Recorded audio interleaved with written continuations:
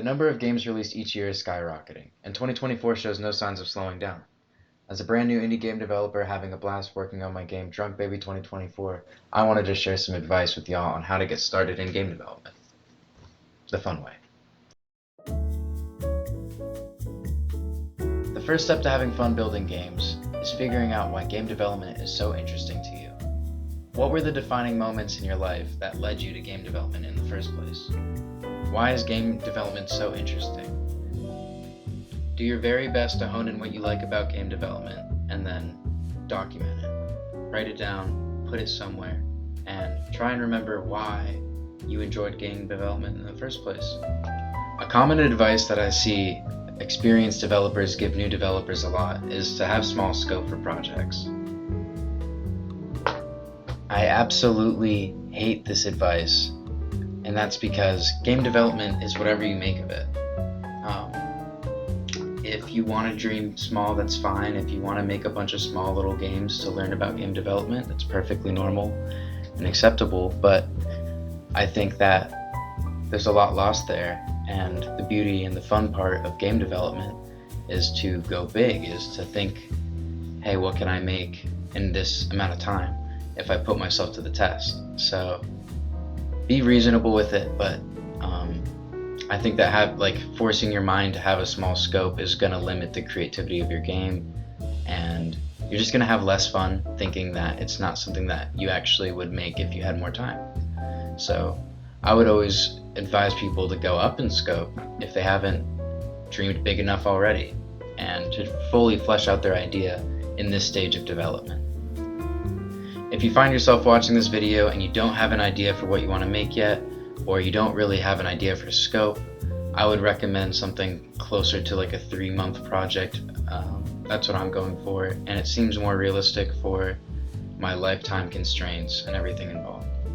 If you find yourself watching this video and you don't have an idea for your game, then don't worry, these things come with time and with genuine thought and care.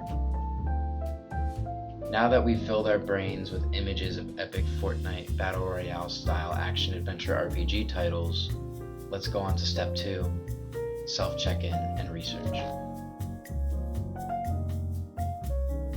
Alright, so you found your motivation and you're buzzing with ideas. This step is less exciting and will determine the future of your game. Your game's development is only bound by one thing. Who are you? If we're going to be making video games the fun way, then we need to be enjoying making the game. Priority number 1. Priority number 2 is make sure that you're utilizing the skills that you are good at. If you're really good at art and you also really enjoy that process, but you feel limited by programming, maybe you should pick up ChatGPT. It's 2024, there's no excuses. If you're really interested in story building, but you've never made a story before, maybe it's time to start writing and testing ideas. If you're a master programmer but found a secret love for 3D modeling, then maybe relax on the VS Code and open up Blender. The whole point of game development in the first place was to work on what you care about at your pace, so don't get caught up in the semantics of making a game. A lot of people will see a game like Hollow Knight and they'll think, wow, these developers are amazing artists. I mean, that is amazing. And then they stop thinking right there. I think what people fail to understand is that these people haven't just developed a talent for art. It's my belief that they also enjoyed art so much that they spent most of their development time creating a beautiful and reactive map. A masterpiece of a game was born from a few artists' innate curiosity and joy for creating that first sprite. If they didn't have the curiosity to say, oh, this is fun, and they didn't enjoy the process of going out and creating a sprite board, Hollow Knight probably would have never came about. And that's just one explanation, or one instance of somebody who's really good at something applying that skill because they enjoyed it. Alright, so now that you've got your motivation and you know what you're good at, it's time for the next crucial step. Project planning. This is where we start turning those epic ideas into a structured plan. Let's go. To break this down, we're going to start with the main objective.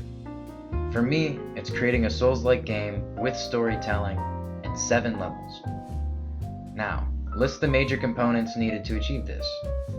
Story development, character design, level design, programming mechanics. This is kind of a reduced version of this, but as you can imagine in planning your own game, try and think of as many things that are generally you're gonna have to work on for your game. Once you've done that, break them down further into smaller, more actionable steps. For example, story development can be broken down into outline the main plot, develop characters, or write dialogues. This might seem overwhelming at first, but breaking down your tasks will make everything more manageable. Plus, it feels great to take off those smaller tasks as you complete them. And make sure to set milestones for yourself. These are key points in your development timeline where you can check your progress. For example, you might set a milestone for completing the game's core mechanics or finishing the first level design. These milestones will help you stay on track and motivated. Okay, you've declared your intentions for game development, you've been realistic with yourself on what you enjoyed creating, and you've made a plan to aid yourself on your quest for releasing your game. It's time to work. It's time to work. You have the plan, you have the purpose, and you know more about yourself than you did yesterday. It's time to set aside all the charts and all the graphs and all your YouTube analytics, and it's time to work on your game. Try and take breaks, don't overcommit, don't undercommit, do what's possible for you. And I would say that the number one piece of advice for, I would say, the meat and potatoes part that I'm experiencing right now is try and break work sessions into smaller, more tangible problems to address and figure it out. Take time to figure it out. It's going to take patience, and you're almost going to have to be loyal to your game at this point. This is like where love is in the action. If you really love your game, it's time to get to work. A lot of people will start here, and it can be very difficult if you just start at the getting to work phase. Now that you've grinded away the better years of your life, it's time for the next step. By this point, you have done a lot of work. By a lot of work, I mean you most likely have a character derping around the scene. But this is perfect. Your vision is coming to life before your very eyes, and you are finally having fun making video games. It's time to reflect on your progress and understand how far you've made it. How much have you changed during this process by this point? I know that it's changed me by quite a lot, and I would consider myself at checkpoint 1. You should figure out how to build an audience for your game, and that means recording the process and making your game out there in the form of dev vlogs and posting that to TikTok, YouTube, or whatever really floats your boat. Everybody has different ways of driving traffic to their game. All of them are equally important and options for you in publishing your game. At this point, there's no shame in not sharing or publishing your game, period. Matter of fact, there's no shame in scratching and throwing away the whole project. The amount of time you will spend working on this idea is no joke, and it's not something to bounce around lightly. Game development takes time, and if you want to make a game that's worth something, it's going to take a lot of time. So, being in a place where you can work on a game, I would say, is a point of privilege. And if you're at this point and you reach checkpoint 1, you're having a good time, and you want to keep going, then it's time for step 5. If you've been posting your game development journey so far, then make sure that you are engaged and have an open ear for your community. Posting dev vlogs and giving people updates within your game is the only way for users to engage with your game at this point. Your audience will often be your best gauge for what your game is and what you should be improving and working on. There's simply no way that I've found to criticize my own work in an unbiased way.